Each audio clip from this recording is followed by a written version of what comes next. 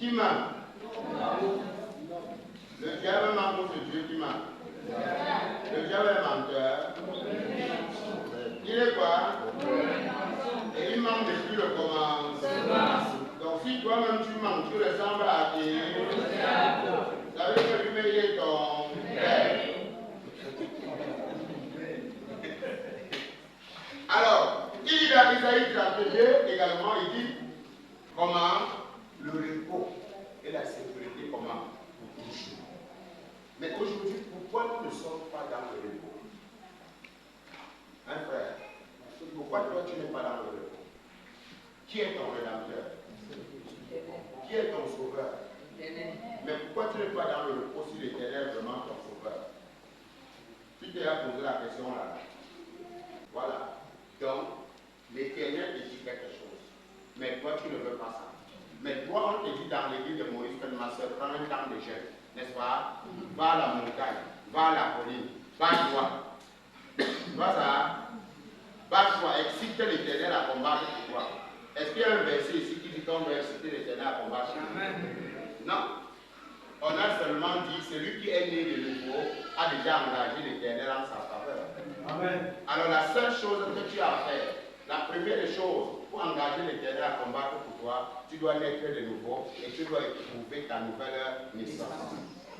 Donc quand ta nouvelle naissance est prouvée dans ton esprit, tu reconnais et tu sais que tu es véritablement un enfant de Dieu, tu as déjà engagé l'Éternel pour ton combat. Amen. Tu as engagé l'Éternel à combattre pour toi. La deuxième des choses, c'est la mise en pratique de ses commandements. C'est marcher suivant les principes de Dieu. Donc quand tu marches suivant les principes de Dieu, tu es en train d'engager Dieu à combattre pour toi. C'est comme ça que Dieu est. Il combat pour ceux qui le craignent et lui est obéissant et obéit à ses commandements. Donc quand tu acceptes déjà la parole de Christ et que tu es né de nouveau et ta nouvelle naissance est prouvée, le Saint-Esprit est encore avec toi. Donc partout où tu marches, le Saint-Esprit est avec toi et il combat pour toi. Parce que le Saint-Esprit fonctionne avec l'intégrité. Il fonctionne avec les hommes justes. Il ne fonctionne pas avec les gens qui détournent leur âme.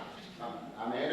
Amen. Alors, nous voyons ici, bien aimé, il a dit, les gars doivent garder silence, ils combattraient pour eux. Alors, nous sommes plus que vainqueurs par celui qui nous a aimés. Parce qu'il nous a aimés, il combat pour nous. Alors, il combat pour nous, bien aimés. Plus nous lui faisons confiance, plus nous triomphons, n'est-ce pas? Plus nous lui faisons confiance, plus il nous engage dans le triomphe. Dans 2 Corinthiens 2, verset 14, grâce soit rendue à Dieu qui nous fait toujours triompher. Qui nous fait triompher? Qui nous fait triompher? Dieu, pas toi. Alors, il nous fait triompher et il répand par nous en tout lieu l'odeur de sa connaissance. Vous voyez un peu? Alors, nous sommes la bonne odeur de Dieu en Jésus-Christ. Pour ceux qui périssent et pour ceux qui sont sauvés. Nous ne falsifions pas la parole comme font plusieurs. Mais c'est avec sincérité que nous parlons en Christ devant Dieu. Donc on ne falsifie pas la parole. C'est-à-dire que toi, tu n'es pas quelqu'un qui falsifie, tu es quelqu'un qui vit la parole. C'est-à-dire que ce que Dieu a dit, tu vis ça et le Saint-Esprit se manifeste en toi. Parce que étant la parole, c'est l'Esprit qui donne la force à la parole que tu es. C'est l'Esprit qui est venu vivre dans la personne de la parole. Parce que tu es la personne de la parole. Parce qu'au commencement de la parole était avec Dieu, la parole était Dieu. Et maintenant, comme la parole est Dieu, tu es enfant de Dieu, tu es donc devenu enfant de la parole. Donc tu es aussi la parole. Et comme l'épée de l'esprit est la parole, c'est donc l'esprit qui donne la force à la parole que tu es. Amen. Donc quand tu es devenu la parole de Dieu, par la mise en pratique de ça, frère, ne crains rien, sois tranquille et tu verras comment Dieu agira. Il va faire, puisqu'il te fait triompher. Et quand on a regardé, il fait triompher celui qui place sa confiance en lui. Amen. Donc tu ne places pas ta confiance aux hommes. Tu ne places pas ta confiance aux dits des hommes, au rapportage des hommes. Tu places ta confiance en lui, en ce que sa parole a dit. Et quand tu places, le Saint-Esprit œuvre. Parce que le Saint-Esprit en nous, comme l'Éternel, il combat pour nous. Parce que ça a l'idée de nous amener de posséder, de jouir, de manifester tout l'héritage de Dieu. Si le Saint-Esprit n'est pas là pour combattre, tu peux combattre. Alors les pensées vont te tuer. Les esprits d'oppression vont te finir. Donc le Saint-Esprit est là pour faire le travail, afin que toi, tu puisses jouir de l'héritage des fils du royaume par la grâce. Donc laisse le Saint-Esprit qui est l'éternel combat. Parce qu'il est en nous pour faire une œuvre. Je ne parle pas de l'œuvre du Saint-Esprit en nous. Que nous, notre cœur est de jour le Saint-Esprit là. Le Saint-Esprit là pour nous défendre. Il est là comme notre avocat. Il est là comme celui qui intercède afin que nous puissions juger de l'État. Donc, fais-lui confiance. Fais comment? Fais-lui confiance. Alors, on ne doit pas pouvoir, bien aimé, douter encore. Regardez ce que la Bible va nous dire. Dans 1 Corinthiens 15, nous voyons ce que l'apôtre Paul dit pour nous montrer comment Dieu est engagé dans ton combat, ma soeur. Dieu est engagé dans ton combat, mon frère. C'est pourquoi Dieu dit, garde le silence. L'affaire là ne te regarde pas. Laisse s'élever contre toi. Je veux me charger. Tu dois continuer à m'adorer et me louer. Tu dois continuer à me célébrer. Tu dois continuer à me bénir.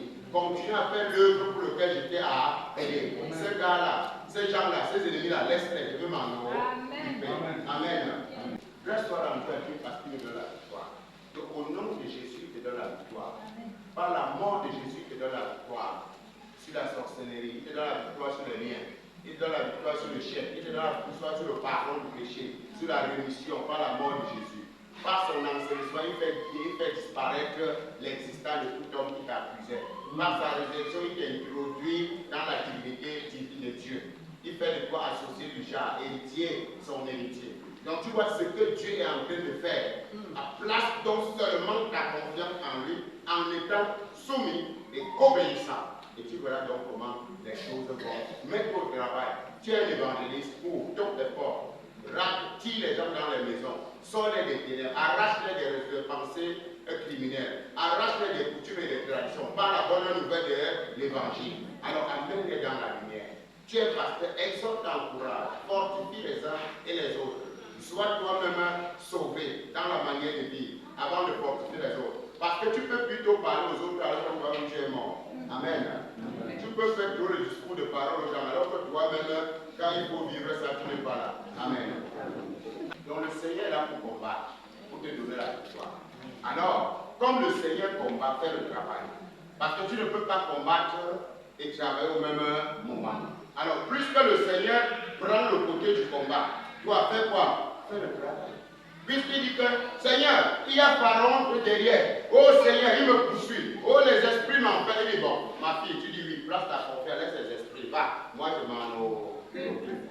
Donc les esprits qui se levaient contre toi, tu ne les verras jamais. Pourquoi? Parce que je mettrai une barrière entre toi et eux. Amen. Donc maintenant, et quand il met une barrière, il les jette par derrière.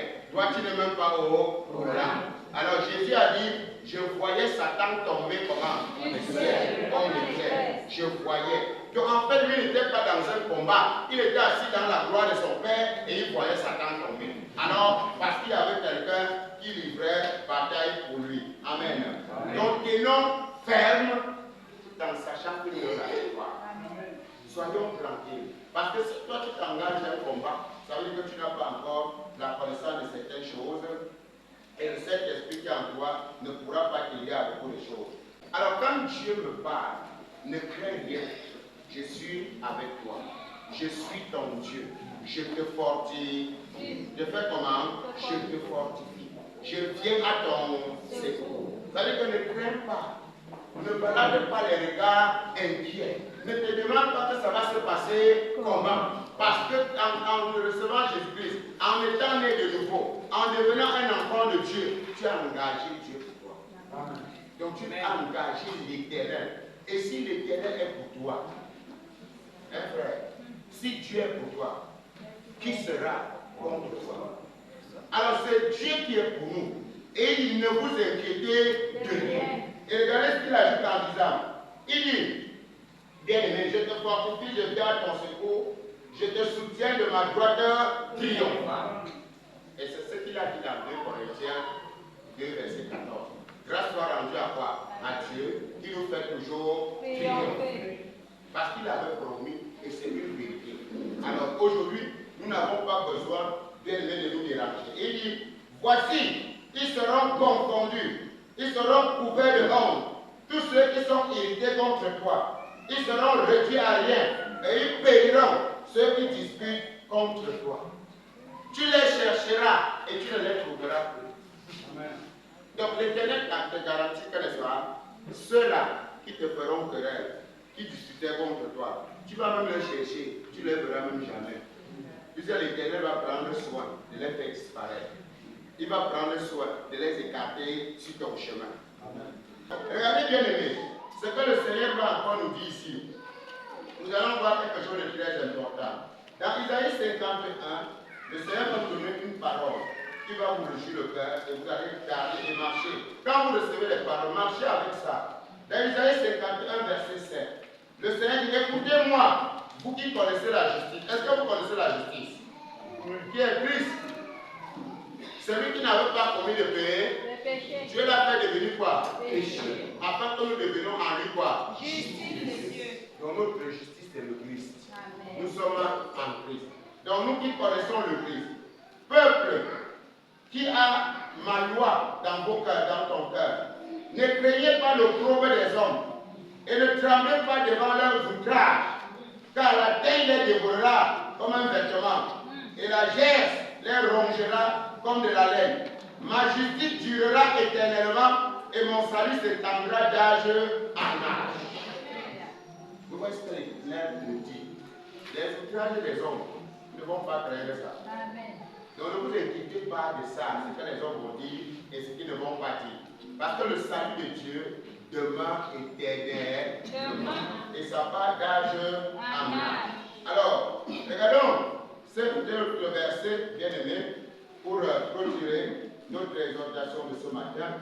Un instant de colère, j'ai d'abord un moment dérobé ma face. Mais avec un amour éternel, j'aurai compassion de toi, dit ton rédacteur, l'Éternel.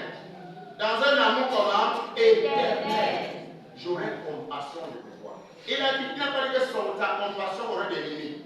Il a dit que sa compassion sera éternelle. Et dans un amour éternel. C'est pourquoi il a dit, Dieu a tant aimé le monde qu'il a donné son Fils.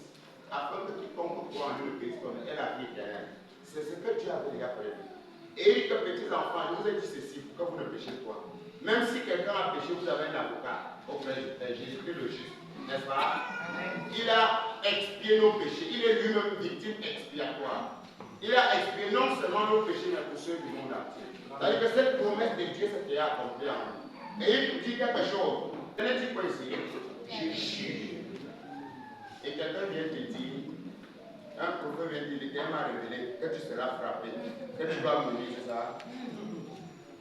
Attends, c'est l'Éternel qui parle ou c'est ton Éternel à toi? Parce que ici, l'Éternel jure par lui-même. Parce qu'il n'y a pas quelqu'un de plus grand.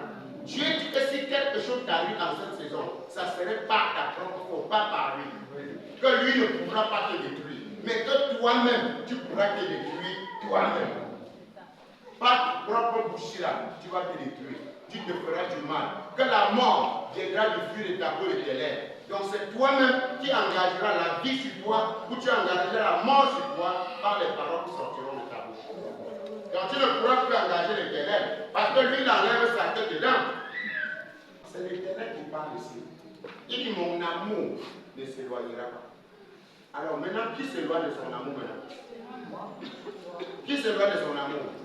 Donc vous voyez que nous avons des promesses qui nous donnent d'être dans la paix, qui nous donnent d'être dans la sécurité. Il dit, quand les esprits familiers, les esprits de sorcellerie, les esprits de coutume, les esprits de mort, les esprits de ceci s'élèveront contre toi, ils s'écraseront sur la pierre que toi tu es. Amen. Parce que j'ai fait de toi une pierre divine, choisie et précieuse et rejetée par les hommes, mais choisie par Dieu.